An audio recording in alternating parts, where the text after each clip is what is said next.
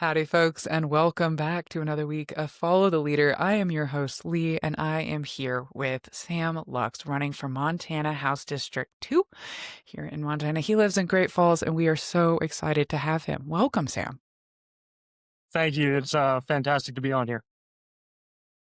Sam is a 29-year-old farrier living in Great Falls. For those who may or may not be familiar with a farrier, it's someone who works with horses, specifically in horseshoes, horse feet, and I'm going to let you explain it better as I can. But farrier is not has anything to do with ferries on a boat, is what I'm trying to clarify for some of my folks. I think they're like, "What?" So explain to us. Tell us about your job in as a farrier. Yeah. Like like you said, I put shoes on horses' feet. I trim them. I do all that. Before being a farrier, I was a large animal vet tech for 7 years, working in a mainly podiatry focused practice. And more specifically, I'm a laminitis specialist. For those who don't know what laminitis or founder is, I work on the real broken horses that need a lot of extra care. And in that job, I travel all over the state. My practice is, I'm pretty sure, the biggest in the state, going all the way from Missoula to Livingston. I get to see a lot of people out there. And that would bring you into so many different walks of life. So many you would, and so many things that we don't really think about. With horses, their diet and how does trade and tariffs affect horses and farming, and it's really quite. People, oh, horseshoes, and you're like, no, no. Actually, I learn a lot about the world, and like you said, you've been all across Montana, and you've gotten to see how. Again, raising horses, that's a lucrative industry. So you've seen the rise and fall and like how people are managing their stables, both the larger, wealthier ones and the more mom and pop barns. Um, Tell us with your love for animals. I love your passion, your vet tech. Um, was that something just you knew you were going into as a child, or how are animals? For lack of a better word, I was press ganged into it. I always loved being around animals, and I was working, as a lot of kids out in these hills do, as just a barn hand, cleaning up after the animals and everything when I was 11, 12 years old. And the vet that was the vet for our barn sat there and said, "All right, well, here's what you need to have accomplished by the time you're 15, because I'm hiring you on. You're gonna be my next tech." And went from there. And to capitalize on something else you were saying about, how, tariffs and everything else affected. It's one of the things that really I've seen a lot over this last year is, a lot of people don't realize it, but in shoeing is an almost purely American industry. It's one of the very few almost purely American industries where every tool we use, every horseshoe we use, every nail we use is made out of metal that comes out of the ground in Minnesota. It's smelted in Minnesota and it's forged in Illinois. And yet we've seen the price on a lot of our equipment go up by as much as 300% over this last year. And it's one of the things that I use a lot as an example when I'm not campaigning, is about how it shows how these tariffs even affect the purely American made goods. Thank you for that. Yeah, that's exactly right. Like you don't realize the interconnectedness of how tariffs would. I didn't realize that for tooling was all American. That's a really cool, special thing to know, and it's something that's worth protecting when we look at how we're going to manage the future of this economy and investment here in America. I know that I started with talking about your love for animals as a child and then how that grew and but I see here that you've also, you were raised by your single mother. Tell us, how did that impact, how has that had an impact on you and how you see and navigate Montana and politics? Well, I mean, I grew up about as far down on the poverty scale as you can get. I, as you said, was raised by a single mother who, worked pretty much any kind of job that she could to keep our heads above water. But there's not a lot of opportunity out in the hills to actually be able to make a living and to be able to keep going. I was pretty motivated in school, both by the fact of trying to help my family as well as honestly wanting to get out of the situation I was born into. I graduated high school when I was 13, and almost immediately went into finding any work that I could do to be able to, help support my family. And it's something that I don't make a particular secret about, the fact that I was kind of, to lack of a better word, I was kind of a thug as a kid. I did a lot of stuff that I'm not particularly proud of, but it's one of the things, again, like you said, the connection to politics is that I see it that it's one of the motivations I have is that I grew up in a family where it was thinking of do anything we could to survive.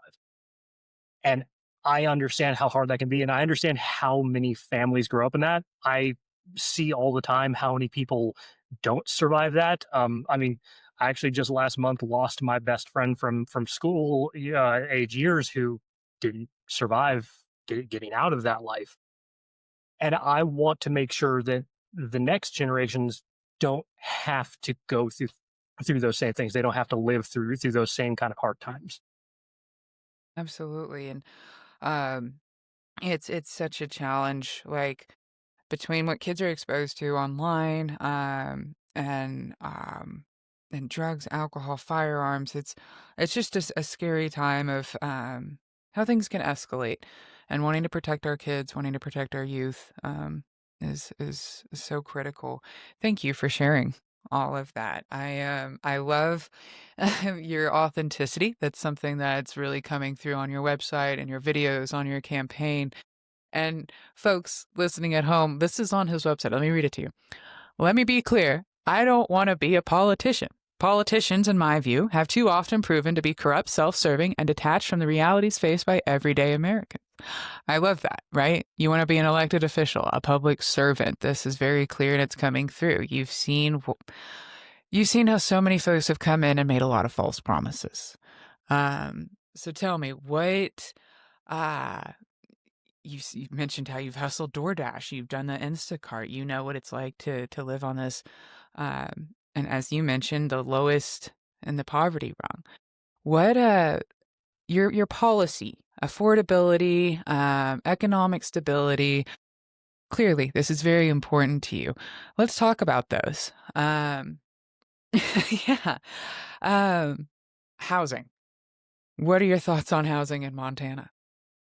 So right now we have housing, especially out here in Montana, is horribly mismatched, and it's part of the larger cost of living crisis. But it is one of the things that I think that a lot of people see is at kind of at the forefront of it, especially because folks of my generation, folks of those of the generations coming after me, we're growing up more and more with just the absolute understanding we will never buy a home. We will never be able to be landowners or anything else like that. And we see even the families that have had, especially out here in Montana, farms for 4, 5, 6 generations that are year after year they're having to downsize, they're having to sell off more and more, and that legacy is dwindling away.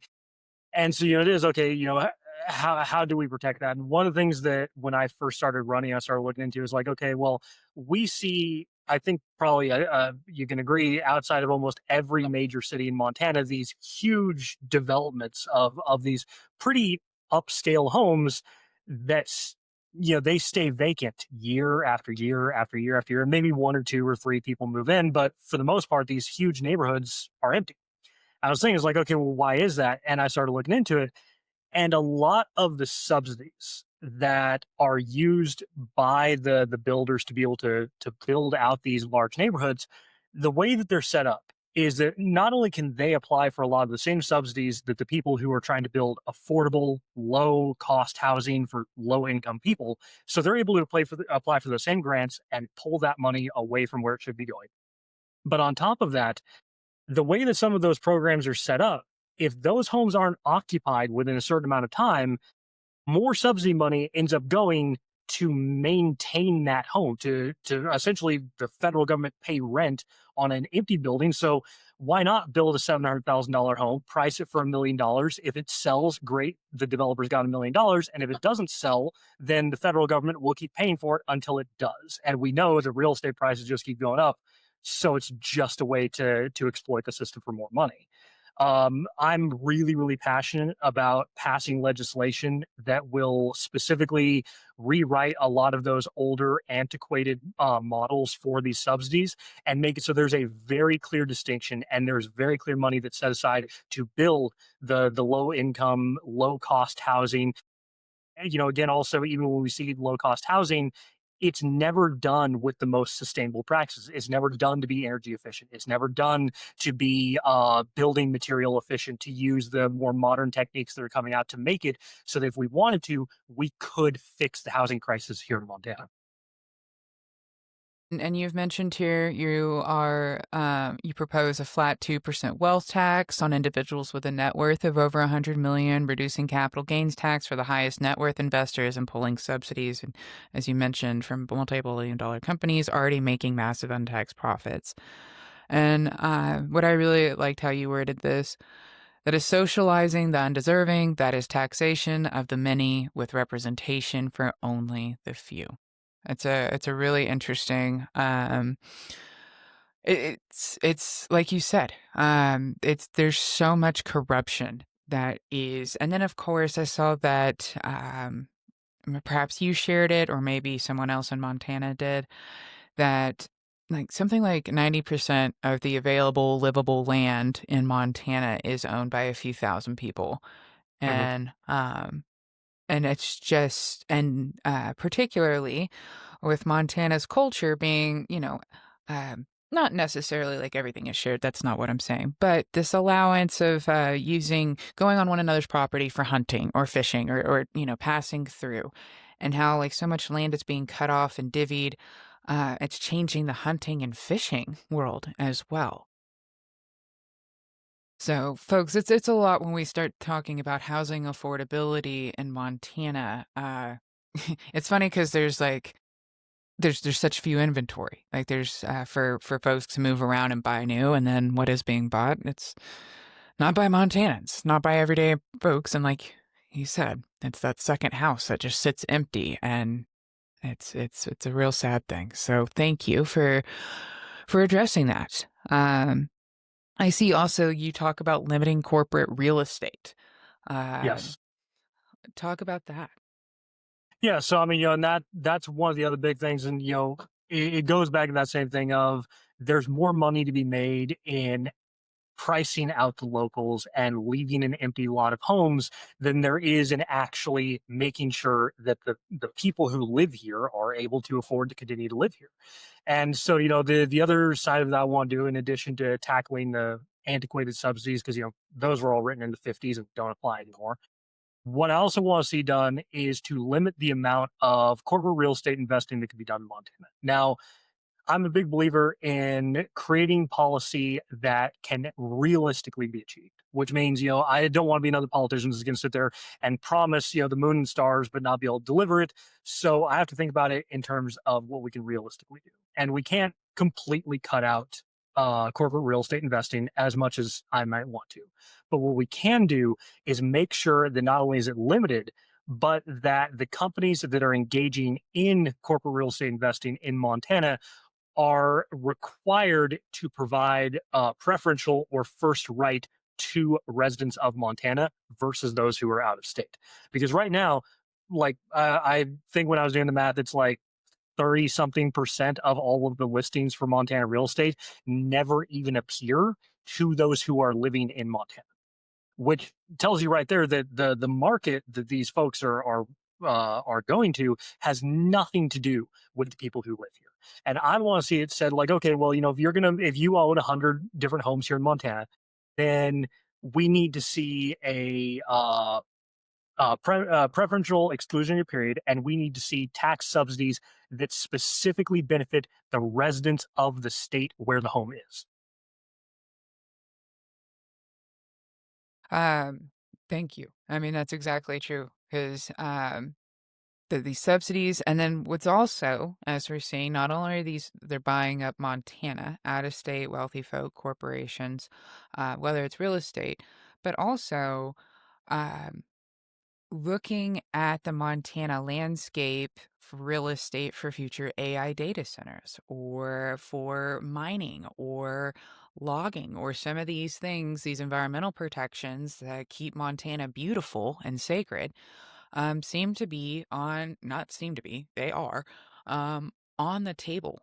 Let's talk about your energy and environmental policies. Yeah. So I'm a big believer myself in clean energy, but I also think, and this is something that I get some flack from my own party on, is I as much as I love clean energy, I am a big believer that the way that the Democrats have gone about trying to promote clean energy over the years is the only reason why we don't have more of it. And I say that because if you look at it consistently, time after time after time, when we talk about how to actually transition to sustainable energy sources, it's always done in a way that doesn't prioritize the workers. Now, the whole tagline of my campaign is working for the working class. And I'm a big believer that anything that we're going to do that's going to change the fundamental structure of how any part of our nation is run must be done so that it protects the workers above anyone else. Now, I talk a lot on my website, a very specific plan for Colstrip, Montana, specifically. Although this, would apply to anywhere in the U.S. with large coal infrastructure, is that I want to see a similar energy transition plan to what we saw in Europe and Spain happen. Because Spain used to have one of the largest coal infrastructures in the world, and now they have virtually none. And they did that while increasing the total number of jobs in the energy sector and guaranteeing that not a single person had to be forced out of the industry they wanted to work in, or without making it so that anyone had to move. And that's a big one because I mean, we're up here in Montana. We don't want to have to go somewhere else. And what was we saw Bernie Sanders a few years ago say, it's like, oh, we'll build off these new hydrogen centers in Ohio, and everybody can just move there. Nobody wants to move from Montana to Ohio. Come on now. Yeah. I want to see those sustainable sources being built in Colstrip, Montana. I want to be able to see us work to integrate this so that the people who live out there and who have been there for 3, 4 generations can continue to live on the same land that they always have, can continue to work in the sector that they want to work in. And like I was talking to the Boilermakers Union a few months ago, I'm not looking at like, oh, well, we need to ban, coal and oil and all that. What I'm looking at is that we're at the same time that we were, Boilermakers got their name back from the steam engines. And yet nobody banned steam engines, but you don't see them around anymore. It was because we found something better and we gave people access to it. Yes. And I that's such a good point. There weren't bans on steam engines. We just found something better, and that's largely driven by research, by innovation, and incentive. And because ultimately, Montana, we have such a relationship with our lands, with our agriculture, that it's threatening when these folks like you said, the messaging has not always been great, and I agree. I also am a proponent of clean energy, which helped organize the fair coordinator for the Clean Energy Fair last summer. I had to think about when that was. Time is crazy now. Um, I was but so sad I missed getting to go to that, by the way. oh, we'll do it I'd again this gotten I'd year. gotten kicked by a horse, so I wasn't very mobile at the time. Oh, I'm sorry. That's yeah, no, take that, yeah, get some downtime. But yeah, that's the driving thing is not and that's the position that Montana Renewable Energy Association takes is that they're not anti any form of energy. They're just they're trying we just it's got to be a full a lot of different things working together. And I thought that was a really interesting way of putting it. And but yeah, there's also the Green New Deal that you talk about on your website that you're supportive of it. But again, this messaging. And one of the things that I want to go back again with messaging is um, there were quite a number of Montanan farmers who lost either health care or SNAP benefits. Maybe they lost their job with the recent Forest Service cuts, which happened this year, believe it or not, that was still this year. Let's talk about some of your agricultural and rural livelihood policies, especially the farm subsidies. Um, yeah. How do you feel about the big beautiful bill? Big beautiful bill was anything but. I think that it was a travesty. I think that the cuts that we saw decimated countless numbers of programs that average Americans absolutely rely on. And I'm firmly opposed to the cuts that we've seen, to our forestry service. I'm firmly opposed to cuts we've seen to SNAP. I recently made a video speaking out quite aggressively against the end of the ACA extension subsidies. I think that all of these, they are cuts that are designed to undermine those who need the most help, and it's all being packaged as, oh well, every man, should stand for himself, and we don't do the socialism thing, and all this, and yet at the same time we are even more aggressively subsidizing the biggest earners and the biggest industries in the country at the direct expense of those who can least afford it. When it comes specifically to farming, I am a big believer that we need to not just protect the what were before the big beautiful bill, the existing subsidies. I think there's one of the few areas that we actually should see an increase of those. I also think that specifically when it comes to the tariffs that we have in there, I mean, look at the absolute decimation that we saw with both the wheat and soybean industry, two very, very prominent things here in Montana. I know a couple of months back, I was talking to a number of farmers up along the High Line and down in Fort Benton, who were absolutely devastated by the fact that their cost per bushel versus price per bushel they were getting on wheat was a full 2 points under. I mean, they were drowning on just being able to make their sales. And then we're out there, you know, underneath this guy's MAGA flag. I was out there to shoot his horses, and hearing from him saying like, "Oh, well, we can't even get the parts we need right now because the only company that makes them is out of China, and we're not getting any of the parts in, so we can't even get our wheat out of the field before it's rotting," which is another devastation. And I mean, I know that just shoot over the last 4 months, and I don't mind doing it for my friends and neighbors out here, but like with my business alone, the number of people I've had call me up and say, "Hey Sam, you think we can stretch this set of shoes a little bit longer? I'm gonna have to cancel this time." A lot of these guys are ranchers that they depend on their horses just to be able to continue to make a living, and now they can't even afford to upkeep their horses. I got a number of folks I just said, "Hey, you can give me back later. We got to get this done for you."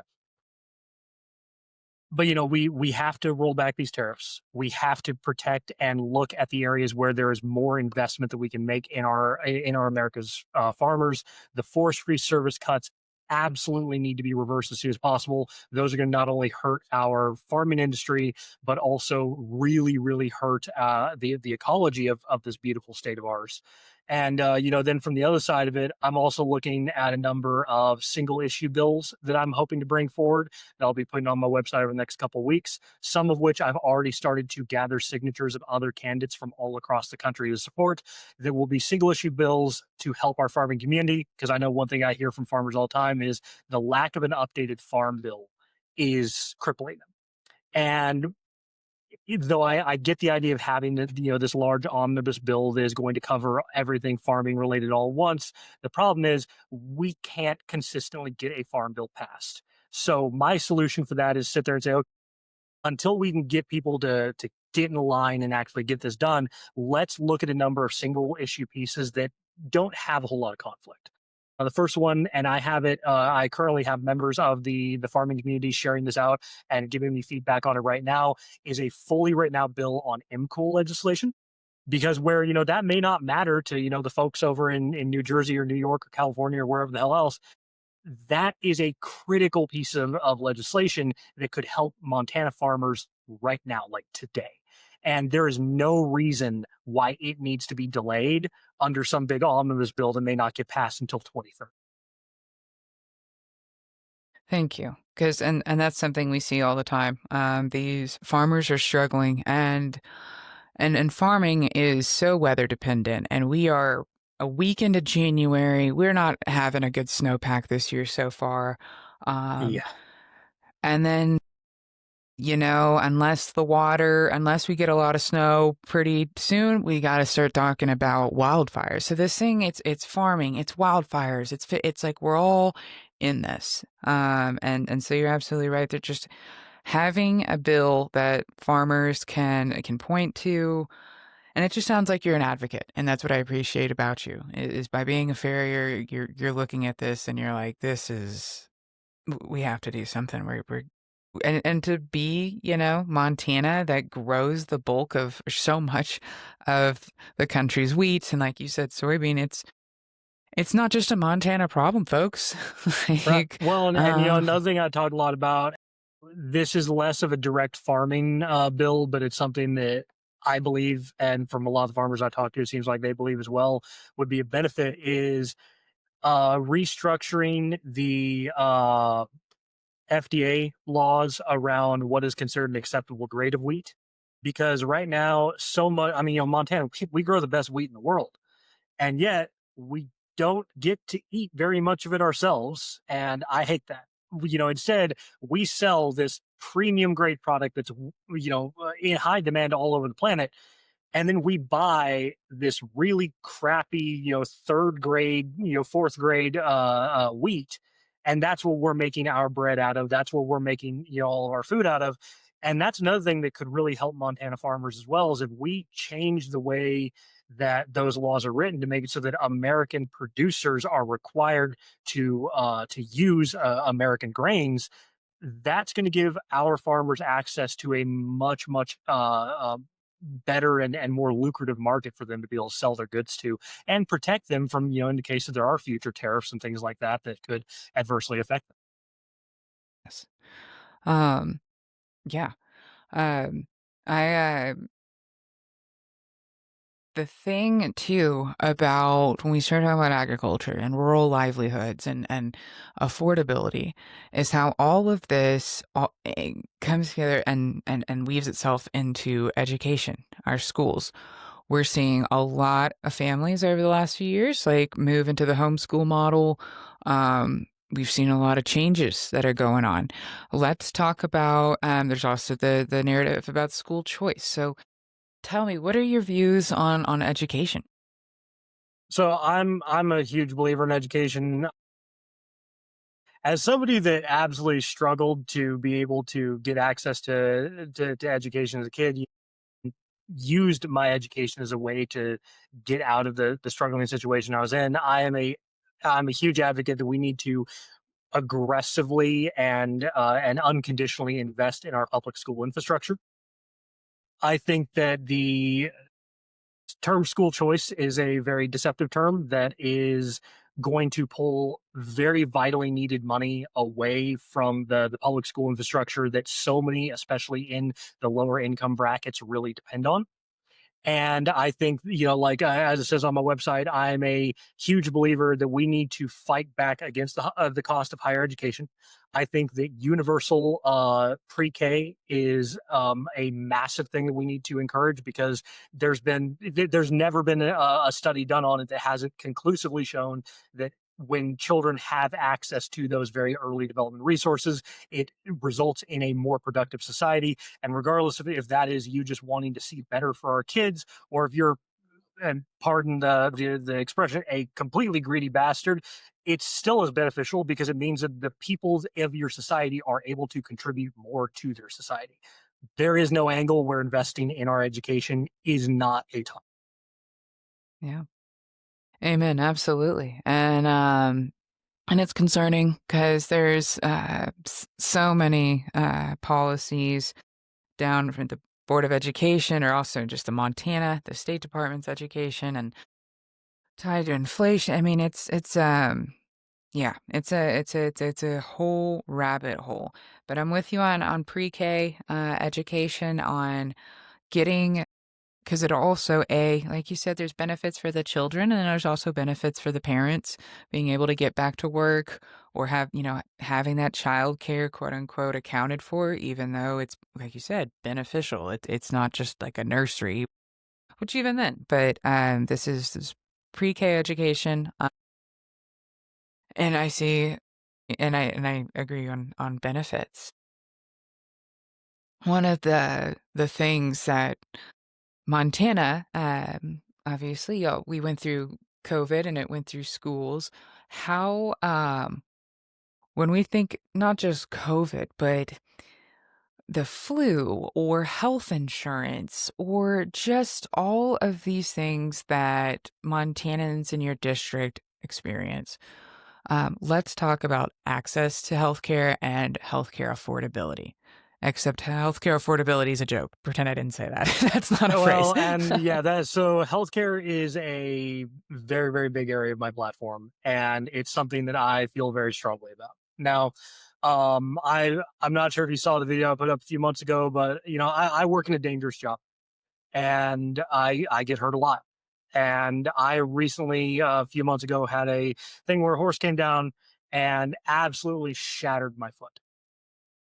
And my only option was to grit my teeth, chew up some aspirin, and force my boot on the next day to go back to work on a broken foot because there was nothing else I could afford to do. And if I didn't do that, the lights wouldn't be on by the end of the month. And that is a position that far too many Americans and Montanans, as more specifically, are forced into every single day. We have massive healthcare deserts in this country. We have actually the largest healthcare desert in my district, anywhere in this country. And that is a travesty because it means that you have people, and I'm thinking especially on the High Line head down into northeastern Montana, that are in places where there is so little access to healthcare that it is realistically impossible for them to get treatment for even somewhat minor things. This ends up resulting in a higher population that ends up infirm, ends up disabled, or ends up in positions where they turn to illicit substances or drugs to manage pain because there is no one there to actually help. That's one area that we need to fix. The other area, and more, widespread across the country, as you said, healthcare affordability is a joke. And for a lot of Americans, their healthcare plan is hope you don't get sick, and when you do, die. Um, that is something that we absolutely need to fight back against. I speak heavily about this all the time. I have quite a bit about it on my website as well. And the first thing that I want to see is I want to see the subsidies that we are paying to the American healthcare related industries. This means any industry that is connected to healthcare but does not actively deal with the treatment of the patient. So not the doctors, not the nurses, but the insurance companies and things of that nature. I want to see the subsidies for all of those to be pulled in their entirety. And I say that, and that seems, I'm aware, quite radical. But let's talk insurance. American healthcare insurance is the single most profitable industry in the world. And yet, we also pay them more in subsidies than we do to any single industry in the country. So, why is it that the American taxpayers are subsidizing a company that is also charging them a massive amount to try at every single opportunity to deny their services? And we see the open acknowledgement of that with like BlackRock suing, what was it, United Healthcare, because they were providing too much care for their patients. That is unacceptable.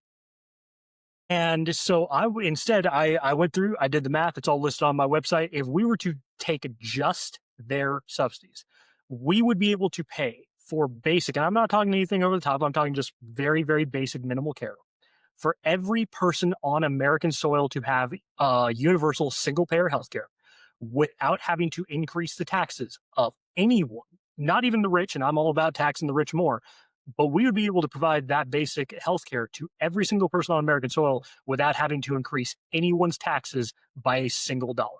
And the only Mm. industry that would suffer from it is the only industry that would be completely redundant if the people of America were healthy. Oh. Well, thank you. Yeah, absolutely. And thank you for walking us through that, folks. There's policies on his single payer healthcare.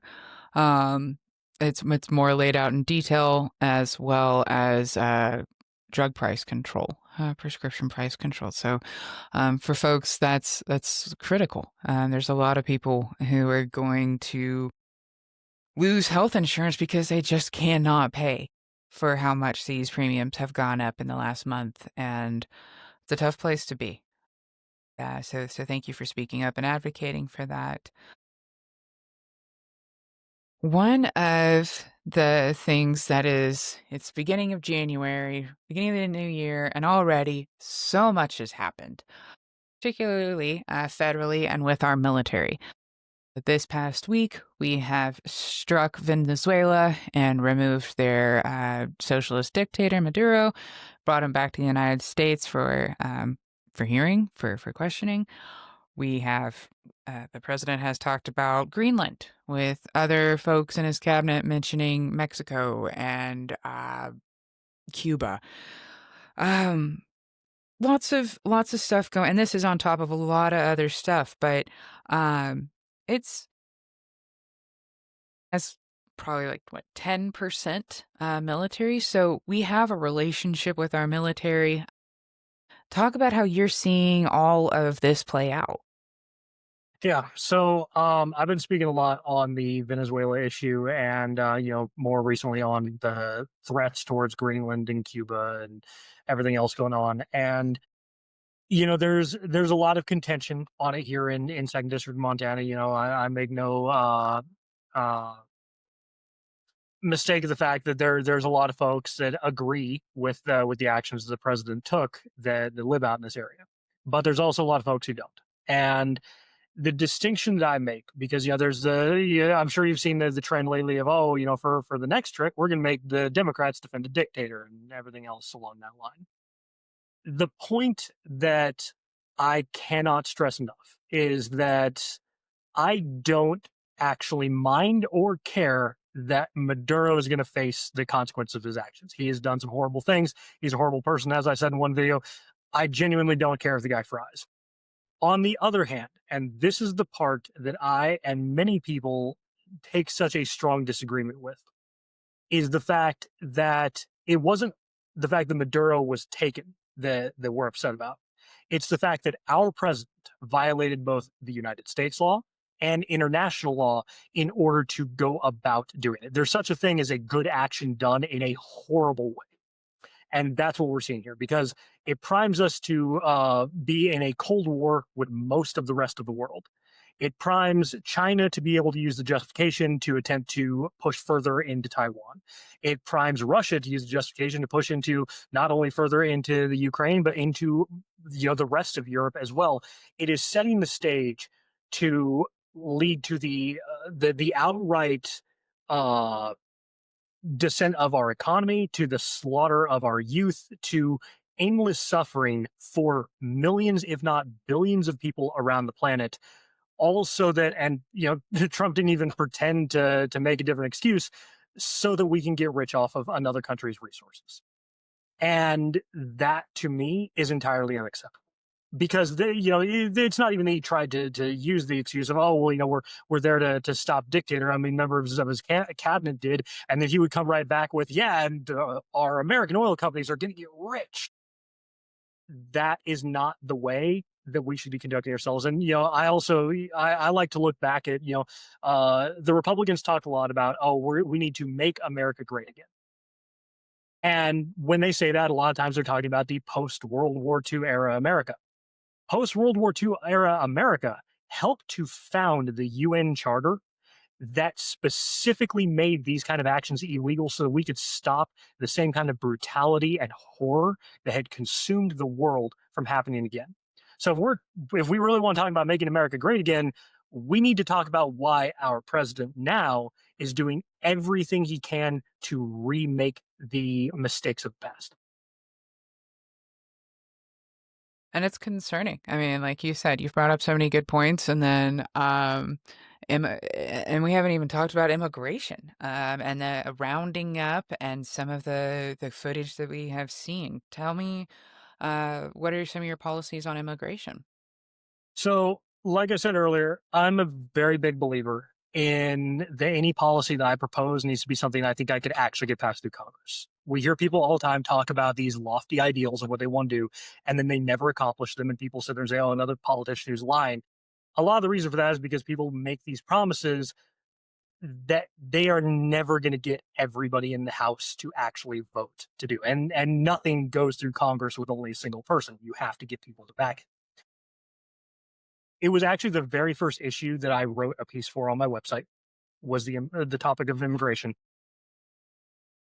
Initially, it really pissed off a lot of my own party actually because I sat there and said, okay, a lot of people like sit there and go, well, we just need to abolish ICE.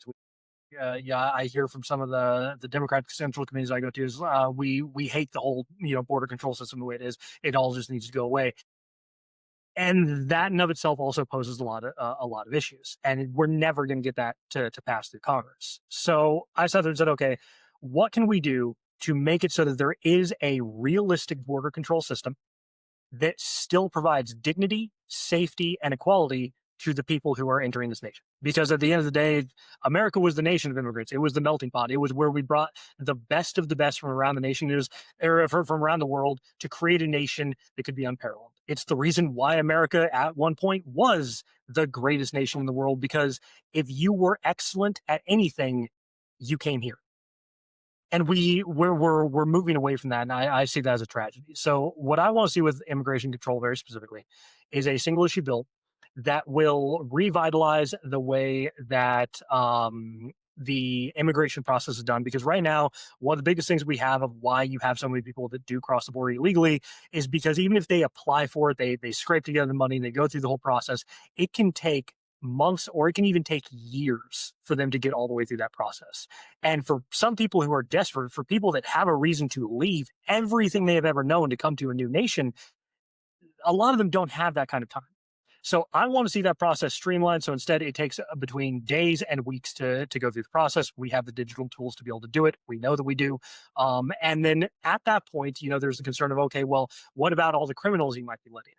And where I personally see that as a ridiculous argument, it is still an argument that I'm willing to find a solution for.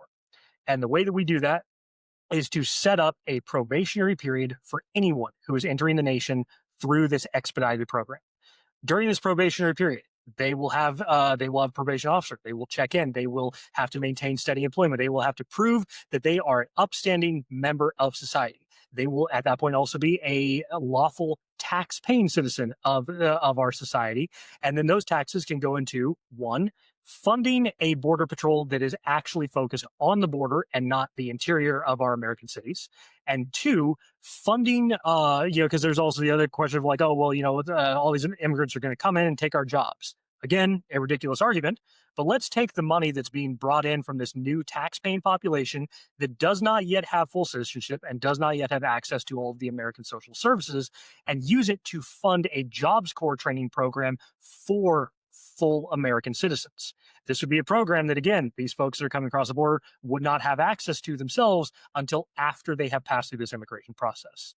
At this point, especially if we have this go on for, let's say, 5 to 8 years, you're going to find if there's any of the criminal elements that are coming across the border. Have it a strict requirement. Have it so they have to prove beyond any shadow of a doubt that they deserve to be.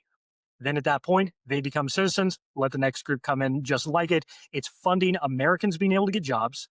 It's protecting our border, and it's guaranteed that no human being is being treated like an animal shoved into a cage or hunted down in our cities.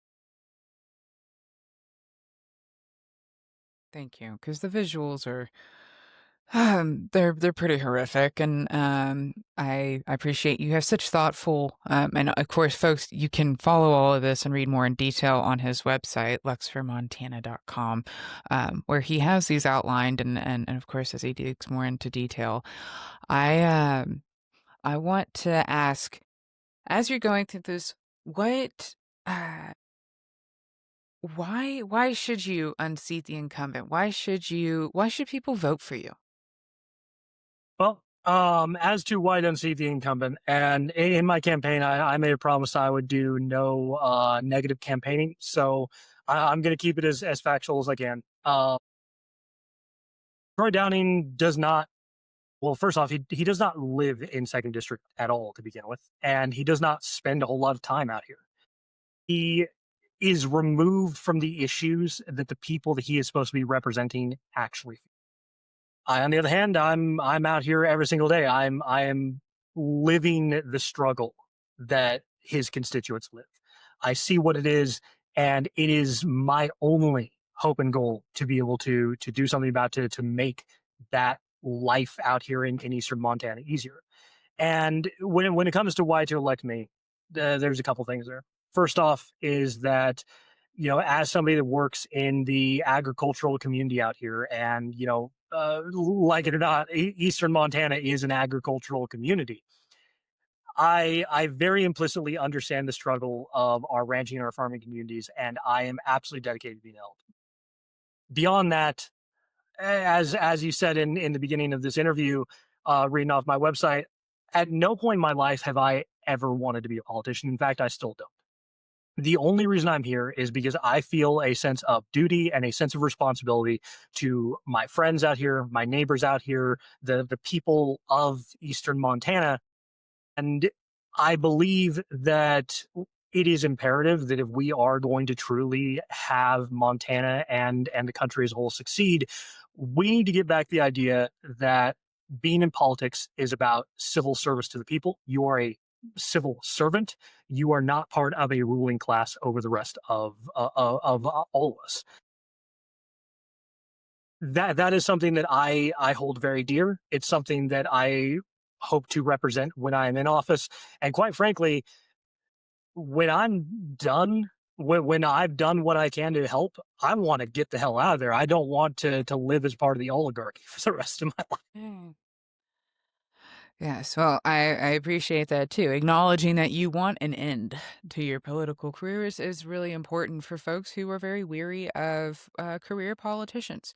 You know, you have these issues that you want to get in, get out, take care of, and then you want to get back to your horses, man. Exactly. Well, that's the thing. Yeah, Um, I say it all the time.